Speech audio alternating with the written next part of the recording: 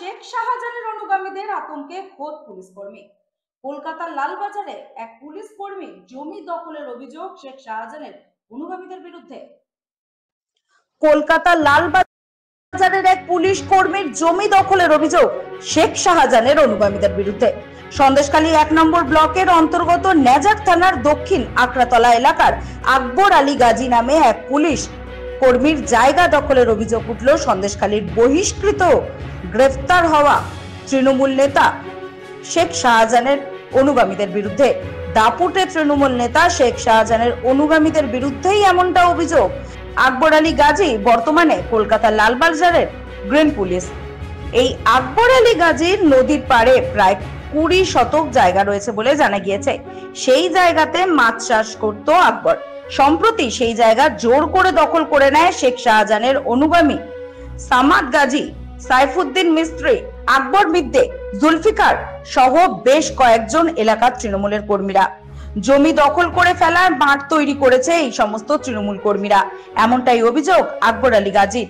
এই পুলিশ কর্মী আকবর আলী গাজী তার জমি ফেরত পাওয়ার জন্য স্থানীয় নেজার থানা সহ মিনাখা এসডিপিও, বসিরহাট এসপি, এমনকি মুখ্যমন্ত্রীর কাছেও লিখিত স্পিড পোস্টের মাধ্যমে অভিযোগ জানিয়েছেন। অভিযোগ জানানোর পরেও প্রশাসন থেকে কোনো ব্যবস্থা নেওয়া হয়নি বলে অভিযোগ আকবরের। বিভিন্ন প্রশাসনিক দপ্তরে অভিযোগ জানানোর পরেও শেখ শাহজাহানের এই সমস্ত অনুগামীরা কয়েক সপ্তাহ আগে আকবরের বাড়িতে ভাঙচুর ও লুট চালায় বলেও অভিযোগ করেছেন আকবর। এই ভাঙচুর ও লুটপাটের অভিযোগ নেজার থানায় জানাতে গেলে পুলিশ কোনো অভিযোগ জমা নেয়নি বলে জানান আকবর। এই অবস্থায় চরম আতঙ্কের মধ্যে দিন কাটাচ্ছেন এই পুলিশ কর্মী।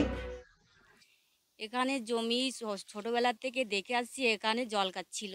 জলকার থাকার পরে ওরা হামলা করে দিয়েছে। হামলা করার পরেই এই জমি জিসিপি নিয়ে চষে এক ঢালুয়া করে দিয়েছে। করেছে হচ্ছে কি তোমার ওই শাহজাহান শেখের লোকজনেরা করেছে। আমাদের জমি এই শাহজাহান বাহিনী কিছু অনুগামীরা ছিল, সেই অনুগামীরা এসে আমাদের এই সম্পত্তি এখানে যেমন আমাদের শরিকিরা যেভাবে মৎস্য চাষ করে আসিতেছে, সেইভাবে আমাদেরও এইভাবেতে মৎস্য চাষ করা হয় ভেড়ি দিয়ে। সেই ভেড়ি আমাদের দীর্ঘদিন আজ পৈতৃক সম্পত্তি, আজ বাবারা দাদারা করে গেছে অন্তত 80 বছর থেকে 200 বছরের সম্পত্তি। আজকে জিসিবি দিয়ে উড়িয়ে দিয়ে এখানে বল খেলার মাঠ করতে চাইছে এরকম বহু দুষ্কৃতীরা। এই দুষ্কৃতীদের তাণ্ডবে আমার বাড়িতেও হামলা করেছে। সেই হামলায় আমার বাড়িতে বহু গ্রিল বা দরজা বা 2টো গাড়িও আমার ভাঙচুর করে দিয়েছে।